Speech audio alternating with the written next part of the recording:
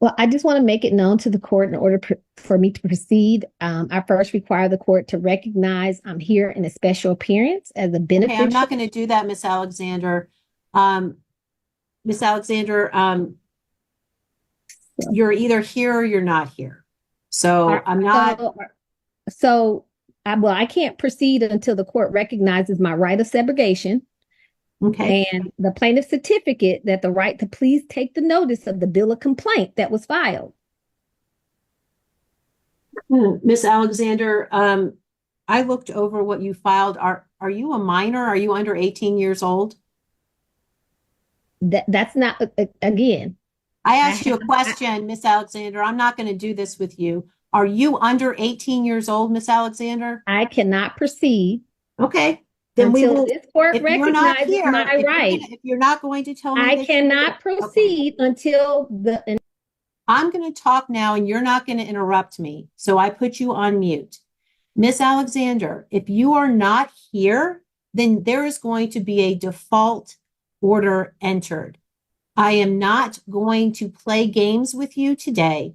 I asked you a question. If you are under 18 years old because you filed a bunch of documents saying stuff about being a minor, that is my question to you.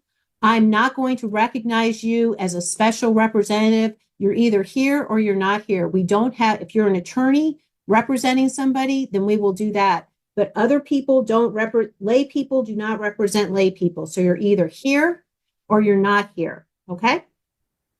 So I'm going to unmute you and you can let me know the answers to my questions. This is where you can feel the tension immediately. She's not confused, she's committed. This is that sovereign citizen mindset where paperwork becomes a shield, like if you say the right words, the court just disappears. But courts don't work on vibes. They work on jurisdiction, facts, and authority. And the judge isn't playing along. I'm here as the title holder of my birth certificate. I have my birth certificate right here. Miss Alexander, how old are you? Again, I'm here as the beneficial, equitable title holder of this birth certificate. Miss Alexander, how old are you? So are you not going to recognize my rights? How old are you, Miss Alexander? Are you not going to recognize my rights in this proceeding? You can put Miss Alexander in the waiting room for a few minutes. We'll bring her back out when she's ready to. All right. Put her in the waiting room, Miss Rodriguez, please. All right. All right, Miss Alexander, we're going to try this again, okay? I'm trying to find out if Marquetta Alexander is here. If not, then it's a default situation, okay? So that's what I'm trying to figure out. If you want to unmute and answer my question. Your Honor, your question was my age and whether or not my complaint that I filed is saying that that I was underage, and that's not what that complaint says. It clearly states that I said that I am not a minor and I'm not an infant. Oh, it says on the very first page of your complaint or your answer, Marquetta Alexander, comma, infant/minor. So that's why I asked the question. And so if you Miss Alexander, here's the thing, okay? Here's the thing. I want you to answer my question. Are you a minor? Watch how calm the judge stays. She doesn't argue ideology. She asks one question, how old are you? Because in real courtrooms, clarity matters more than speeches. And once Miss Alexander finally answers, that whole illusion collapses. No special status. No loophole. Just a person standing in court like everyone else. Ma'am, I never said I was a minor. So what's the answer to my question? I'm not a minor. Okay, so thank you. All right. So Miss Alexander, you are here today. Is that correct? I'm here as the beneficial, equitable title holder of the certificate that I showed you for the reason that it's a frivolous dispossessory because it's on a business and that is an individual.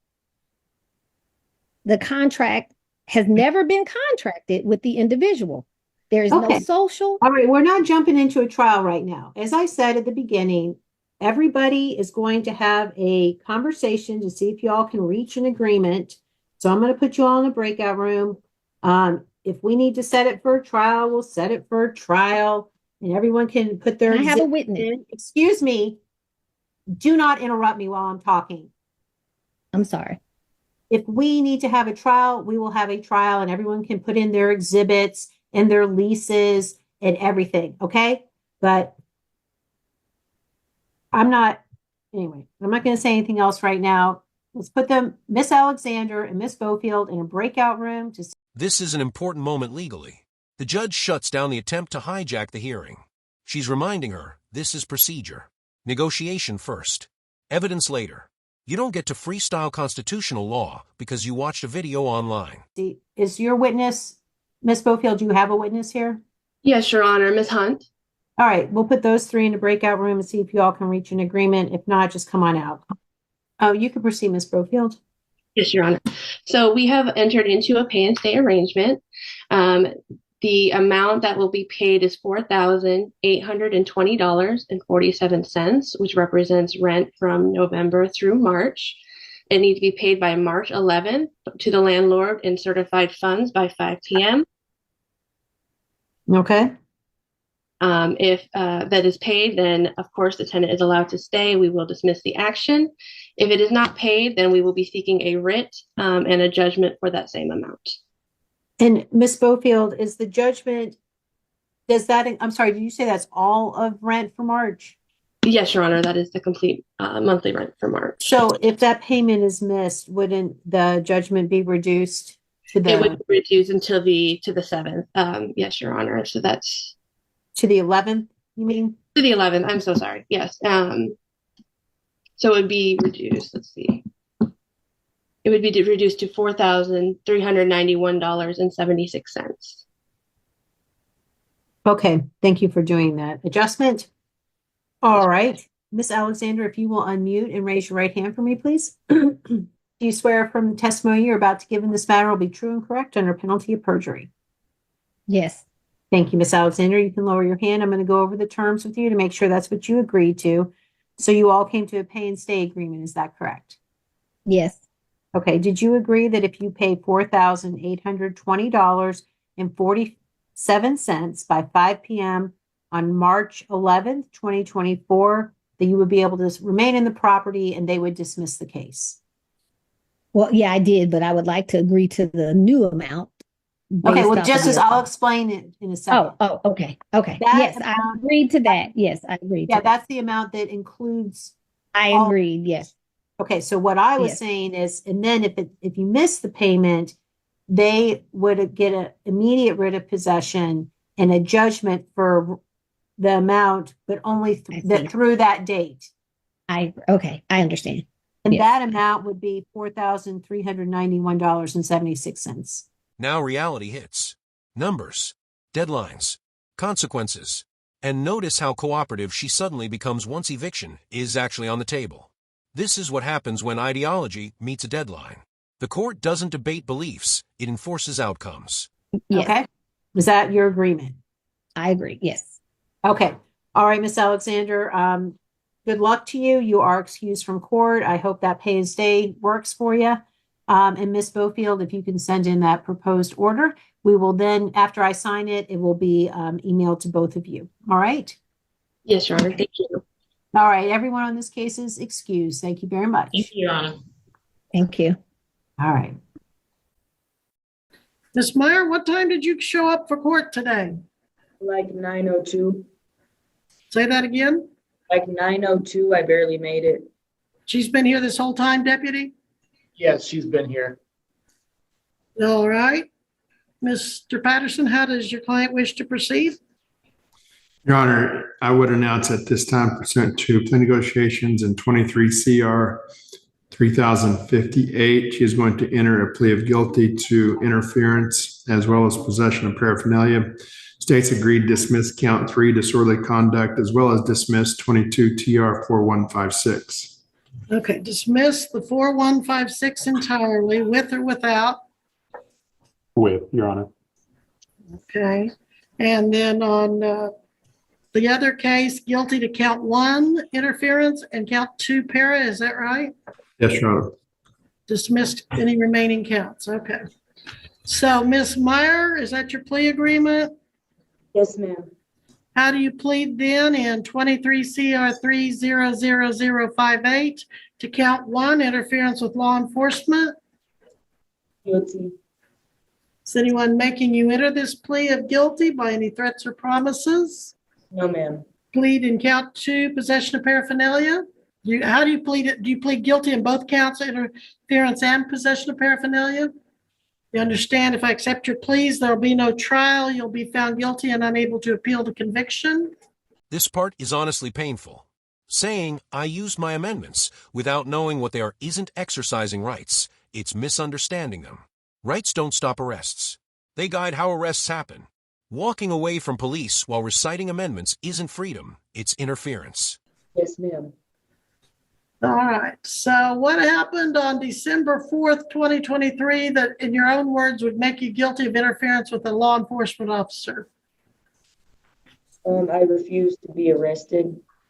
You refused to be arrested? What behavior did you have as you refused?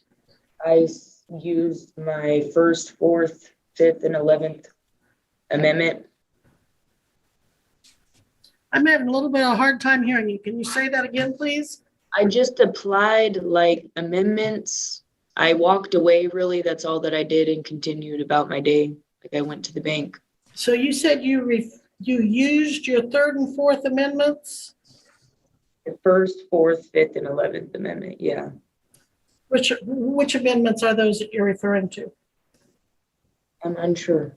And Judge, if I may help, I would tell a court that as a factual basis, what she would tell the court is that the police officers had directed her to turn around, place her hands behind her back, and that she was being placed under arrest, that she did not physically follow along with their directions and in fact was resisting some, so that that would qualify as the interference that she's pleading guilty to. Very good, but I want to know what her understanding of these amendments are as to what she did when she. My rights as an American to be free. Okay, but you said you applied your 3rd amendment. What did you do? No, my 1st, 4th, 5th, and 11th Amendment. 1st, 4th. That's all that I said. I said I'm applying my 1st, my 4th, 5th, and 11th Amendment. Okay, and what's like my rights to be free. What's the 1st amendment that you're citing? Can you tell me what it is? No, I cannot. I have it written down somewhere in a notebook. I know I had my notebook so on you me. don't know what the I 1st was amendment ready. is? Not off the top of my head. And But I have it in a notebook that I had on me that day, and I was ready to read them to him. He said I was being arrested for disorderly conduct. What's the 4th amendment, if you know? It's in my notebook, ma'am. I'm not educated. Ma'am? Do you know the 5th amendment that you used? I know that I have it written down and I had them prepared to state to him. All right, so I presume you don't know the 11th amendment either. Do you? Can you tell me what the 11th amendment is that you were using on the officer that day? My rights as an American to be free and freedom of speech. I know that they all have. That's the 11th amendment? Pretty sure it actually has something to do with like my rights to be a parent. To be a what? To be a parent, like it has something to do with like my parental rights. Okay, all right. So you had some, you think you had these amendments written in a notebook and you were going to read them to him, but you were going to read them to the officer, but you didn't? He didn't give me a chance. It was him and like 2 other officers that came and so put me on the ground because I walked away because he did not have any reason to necessarily arrest me. He drove past me and then did a U-turn and then blocked me off. to go to the bank. Okay. So do you agree that you did what your attorney said you did? Yep. Yep. Okay. I'm guilty. Okay. And did you have some drug paraphernalia at the time? The judge doesn't humiliate her. She doesn't raise her voice. She explains sentences and moves on. That's the part people miss. Yes, I did. What'd you have? I am unsure what they found in my bag, but I know that I had paraphernalia on me. These were items you were going to use to ingest or inhale some illegal substances? It was like at the bottom of my bag. I was not high the day that they arrested me. Okay. Glass pipe, Your Honor.